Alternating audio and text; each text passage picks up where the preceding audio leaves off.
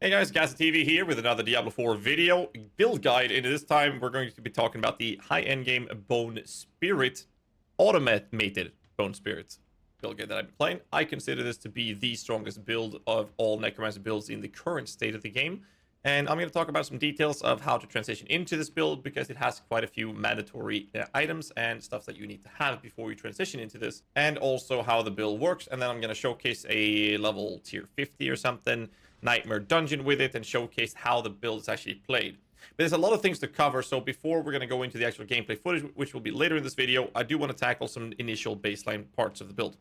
First off, this is a Bone Spirit build, but you don't see Bone Spirit being on my action bar. This is very simple. We're going to trigger this automatically with a unique item. Outside of this, since this build requires some specific items and codex powers, I do recommend leveling with the leveling guide that's linked in the descriptions below, and also going into using the Bone Spear build guide and using that build to farm up the items you need for this build to function. And the reason for that is that if you play something completely different, it's going to be very rough to make sure that you keep track of the items and modifiers that you need and the items you want to collect and the powers you want to collect in a very limited stash space in the game. So by playing Bone Spear, which uses very similar stuff that this build will be using, it's a very smooth transition when you finally get the items that you need to transition into this build. So again, not something I would recommend leveling with or anything like that. It's an endgame build you can transition to, and I recommend using the Bone Spear build. All these links are in the descriptions below. So how does this build work? We're going to start with the basics. This build is completely designed around the Blood Artisan Curious. This is making you able to get plus level of Bone Spirit, and it also makes it so that when you pick up Blood Orbs, you will cast a free Bone Spirit. If you cast this manually, it will cost all of your essence. Do not do this. Don't have it on your action bar. You don't need it. This shit crits about 10 million in my current gear. It's absolutely insane. And sometimes it will crit less, about a couple of million. It's crazy. So, you don't want to use this with a 10 roll. It feels kind of awkward. So the lower the amount of blood orbs you need to collect before you pop a Bone Spirit, the better. I have a 6 roll. And obviously levels of Bone Spirit helps with the damage output of this. Outside of this, you are now going to be in a position where you need to generate blood orbs. We are going to do this with a couple of different things. First off, the easy part is actually the skill tree, which is going corpse tendrils to pick up the blighted version. This gives you a 30% chance to pop a blood orb per target. Very effective, and that's also why we're going to be speccing in quite a few points into it. And if you get plus level from your gear, even better. This lowers the cooldown of this. This also controls the enemies by stunning them, and it's going to be the core part of how we're going to clear maps with this build. The other part of this is to utilize, preferably on the amulet, the embalmer aspect. This makes it so that consuming corpses has a higher % chance of consuming them to generate a blood orb. All of these goes well in hand with the idea of Grim Harvest, which will generate essence to us when we pop corpses. So all of this will basically be a way for us to generate essence and generate blood orbs, which will then be picking up, which will then pop out a Bone Spirit, which will deal an insane amount of damage. Now, during this time frame, we're going to use our clearing ability, which is Bone Spear. In my current iteration of this build, I only have 1 point of this. And I do want to point out that this video might be outdated, so always check the written guide linked in the descriptions below in case I've made any changes or any adjustments. So this video is more of a feature of how the build works and showing some gameplay footage. So we only have 1 point in this iteration on the Bone Spear, and this is way more than you need to clear enemies. This allows you to have vulnerability and high crit chance throughout the entire screen thanks to the splintering aspect, which will then obviously be something that is mandatory for this build to function. So already we have a couple things that are mandatory. This you can find in it as a codex, which is what I placed in from a dungeon, so this is not something you have to find. The embalmer you have to find. Next part is the sustain. There are 2 different ways to doing this. When you start playing the build, you can use an aspect of the umbral, which is found in a dungeon, able to then sustain the build through getting essence from CCing enemies. It is better to get an exposed flesh, much better. I'm going to show you the gameplay later of how we play this build.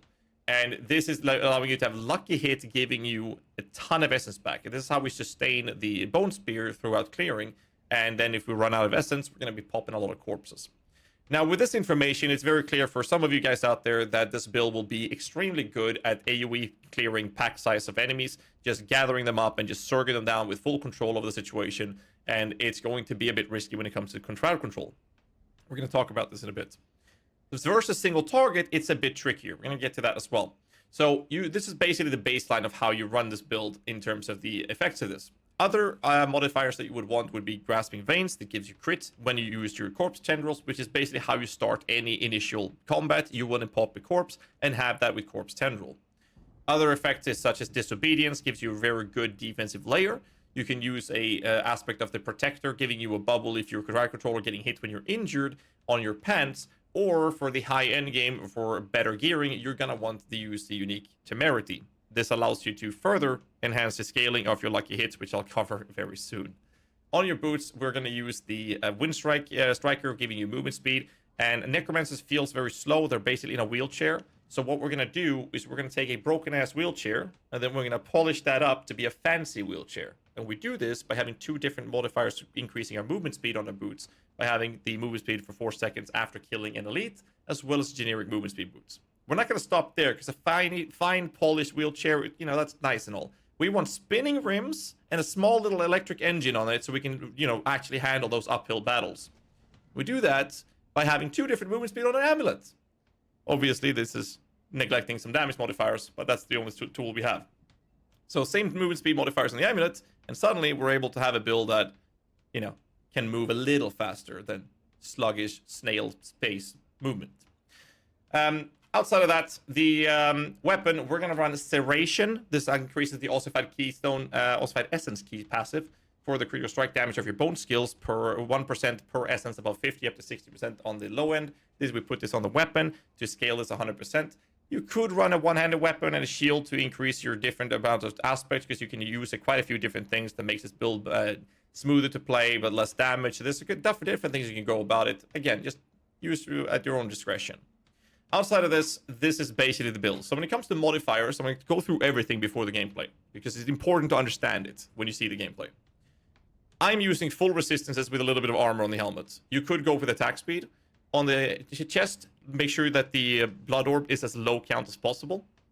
Gloves, you want to have some sort of level to your bone spears. Then you're looking for critical strike damage and critical strike chance. Those are very, very important. The last mod could be attack speed. It could be critical strike damage generically, or as I have with bone skills, you have double crit damage modifiers. It could be intelligence. Even dexterity is okay, but preferably intelligence. Boots, the other 2 modifiers, like I mentioned, Bone Spirit, if you have access to corpse tendrils, that's great. Intelligence is great as well.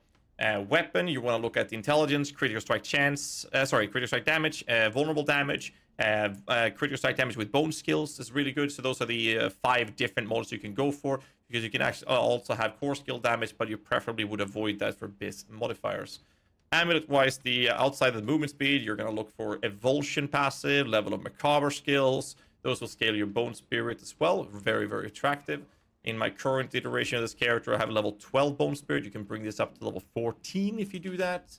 On your rings, however, it's a little trickier. You're looking for vulnerable damage, critical strike chance, and lucky hit chance. It's enough that you have it on 1 ring, but preferable on 2. And this is because of the lucky hit style for this build. I only have it on 1 ring in this character right now, and the other stats kind of bad, because I have 1 mod on each ring that's really, really bad. So why do we then stack lucky hit the way we do? It's very simple. The lucky hit allows us to generate corpses to begin with. Generating corpses through Hued Flush. A corpse is generated. This allows us to pop our corpse tendrils, allows us to use the corpse explosion, and all of these things will generate essence to us in the form of Grim Harvest. It will also increase our damage output, and it will also, thanks to the Embalmer, generate blood orbs. So it all works in a really nice symbiotic relationship where we generate corpses and essence at the same time with the blood orbs to be able to generate more damage output. So very comfortable. Problem though is that versus single target, it can very, very often be very sluggish, where you have to just run around and generate corpses and rinse repeat this entire process, and that's why this build is better for AoE clearing. Luckily, this build and the entire game is oriented mostly around clearing a large pack size of enemies as you play the game. So the lucky hit also extends beyond this. Now that's one thing. Now we have on our leggings the Temerity legs. The lucky hit here is that when we proc a lucky hit, there's up to 5% chance to heal us. Now I have a pretty bad roll on this. The heal has a special effect that if you are healed beyond 100% of your life, you will be granted a barrier. Now barrier is insane layers of defense in this game. And this barrier will then provide an armor up to 8% of your maximum life for 8 seconds. If we are hitting a ton of enemies and you proc lucky hit on a couple of those, you're going to start ramping up a ton of barrier, becoming completely immortal in certain situations. I'm going to show you this when we play as well. So it's all about setting up a pack of enemies, making sure your corpse tender them for a stun, and then you just right click them down. And then if you want to get out of the way, you can just use your evade or your blood mist and run over some blood orbs, and everything just evaporates. It's beautiful. So that's basically how the defensive layers works in the higher end game. Welcome to the crew. Thanks so much, Frosty Room. Rats on 100. What else do I cover? That's basically the gist of it. So before we go through the skills, I'd like to show you the Paragon board, which is going to be listed in the descriptions below. So I'm just going to quickly go through it. If you want the details, check the link in the descriptions. We're going to run with a exploit glyph for obvious reasons. This is absolutely the most insane glyph we have access to. And then we're going to go straight into a bone graft, I think it is. Bone graft. And in here, we're using the essence glyph. And we're going to run into the right-hand side, in which we... Sorry, top side first. In which we pick up Scent of Death, which is a very nice layer of defense with the damage reduction. And in here, we're going to use the Imbiber glyph, which I have very low level, I think it's level 6. And then on the right-hand side, we go for the Flesh Eater, not picking up this node. We're only going here for the actual socket, which is going to be an Amplify. And in my case, I only have a level 1 glyph, so it's far from optimized this kind of gearing. Skills tree. Now, I want to point out that I don't have all the skill points, because I haven't done this renown yet. But skill points. We are going to have Reap with a guaranteed corpse generation. Now, the reason for this is very simple. You do not use the basic skill to generate essence. There are very rare situations where you don't have a corpse, and you're fighting a single target boss or a rare you really want to kill or have to kill, and you don't have any other ways to generating essence, then you might cast Reap a few times. That's the only time you'll actually use it to get essence. This is only used to set up your fight. You're essentially gathering a group of enemies, reaping once, and then popping Corpse Tendril on that corpse that you have guaranteed with this ability. And then you're just going to go ham on exploding everything with your Bone Spear and your Bone Spirits.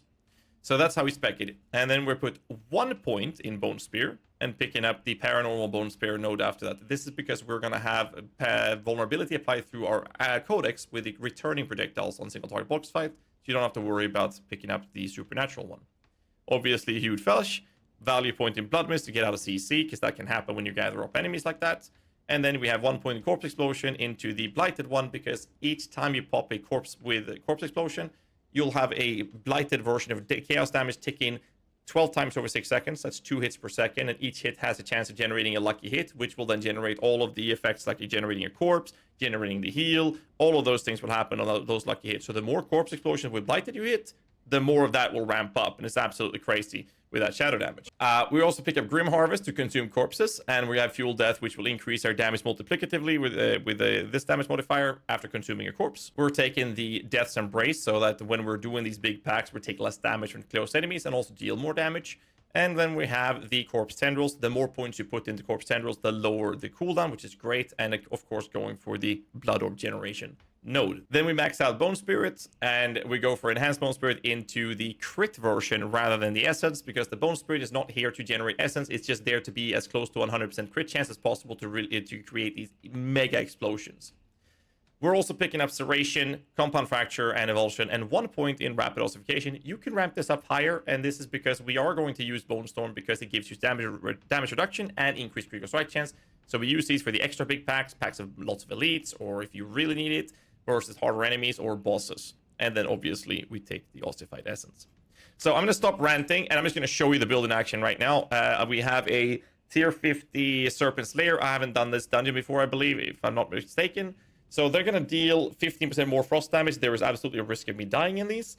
There is a Stormbane, the Stormbane chases players around, releasing deadly pulses when reaching a player. So it's going to be a very annoying little pillar following me, I believe it is. So that could be a bit annoying when it comes to positioning. We're going to run it anyways. There's Bleed coming with 30% of the physical damage dealt as bleeding over 5 seconds. They have extra life, so we'll see how much damage we're going to pull off, and we will deal less overpower damage.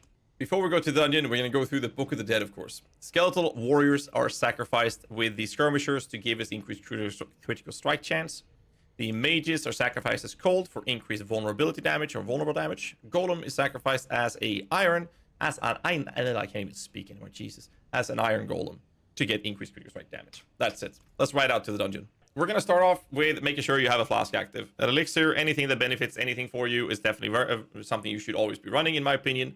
They don't cost much to do at all. You should probably have the mats, and when you're grinding out dungeons, you probably drop some as well. So I'm just gonna pop this one, give me some extra life. And this is the stone I was talking about that's really, really annoying.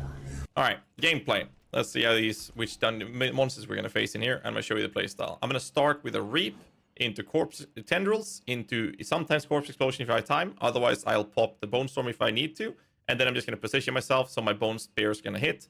And then you might see me dodge into a pack of blood orbs. That's basically the most generic playstyle you'll see me do consistently. A single target is a bit annoying. So in here, I'll start with a reap. It ended up back here. Fuck that. Corpse tendril, corpse explosion, bone spear. And as you can see, the more enemies I'm hitting, my sustaining of essences is basically free. Now that pack is dead. I'm full HP, didn't get a barrier, but my essence is not. Okay. So in general, I don't bother killing things unless it's, you know, a big pack. Corpse tendril, corpse explosion, bone spear, and everything's dead. That's basically the whole playstyle of this build. This is tier 50. I didn't see what level they are. 105, 104, something like that. 104. Let's see if we can get a bigger group if I can survive that. Reap, tendrils, right click, use a potion. Oh, I got stunned there from the green thingy. Pretty annoying. You can always get out of stuns from blood mist. Very comfortable. And in this case, I'm not going to bother the stun, so I'm just going to start bone spearing because there's enough enemies to hit. And I can use corpse tendrils here instead to stun them, and then continue using. Now we're in a position where I don't have essences. Now I have to use corpse explosions to get everything back. And then what I'll do is I'll try to prioritize the usage of my corpse explosion when I need the essence from it, and then play it like that. If there's enough enemies to hit, you'll always use the bone spear. And that's basically how this build is played. Woo! Okay, so some maps will always be very rough to deal with, and the other dungeon was very tight corridors, but it was poison and lots of single targets. So you'll notice when you play this in the lower tiers as well, which maps you kind of want to avoid, depending on the way your build is played. Then that previous one was definitely one. Now this lightning here, you can survive this by using blood mist instead. When this timer ticks down and it starts blinking, you just pop this and you take no damage and click it again to get it away with.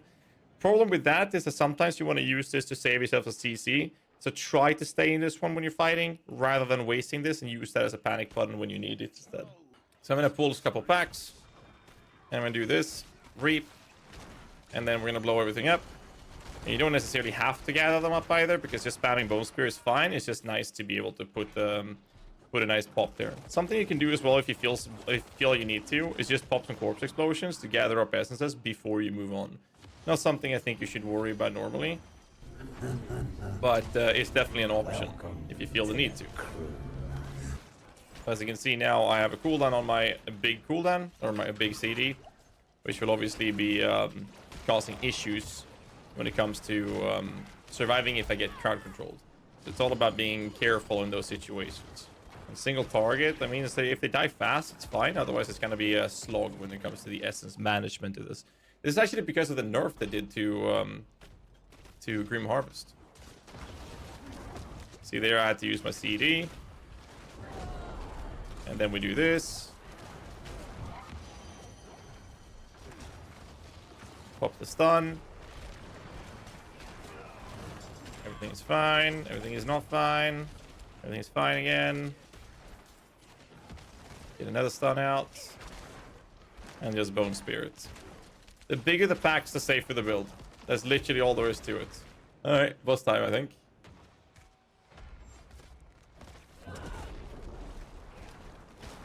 This is the single target. Make sure you pick up the blood orbs.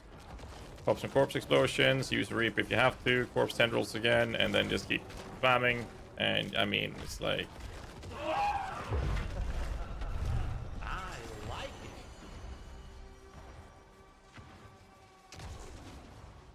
yeah. Hey! So we have really low level of glyphs, and we're still able to do this. I mean, there's a couple of things to mention when it comes to clearing with this build, when it comes to solo at least, is the rhythm of how you want to play it. If you can apply a corpse tendril, you should because it stuns for 2 seconds. Thanks so much for the gift of subs, boys. I appreciate that. So it applies the corpse stunts for 2 seconds, which is really, really good. The other approach is obviously that if you don't, you want to use the bone spear. And the bigger the packs of enemies you can gather, the easier or higher chance it is for your bone spear to not ever go out of essence. You can just keep spamming it and then just jump into a pack of blood orbs and everything will just evaporate. And single target, as you saw, can feel very good here. It can also be very, very bad if you get unlucky with the lucky hits to generate corpses, because then you'll have to use Reap to generate another corpse, to then use corpse tendrils, which does not consume the corpse, into corpse explosion to get more essence back. This has helped with the modifier, like I mentioned before, by having 1 or 2 modifiers in your gear that gives you lucky hit chance. So that's actually a very good modifier to have to avoid those situations from happening. But other than that, this is the build guide. Thanks so much for all the gifts, boys. Appreciate it. Hope you guys enjoyed the video. Make sure you look at the written guide in the description below, because that one will always be up to date in case there's any changes compared to this video. And hit the like button, subscribe for more content, all of that jazz. Make sure you do that because it actually helps the channel out a lot. And I'll catch you guys in the next one. Till then, stay safe. Keep rocking.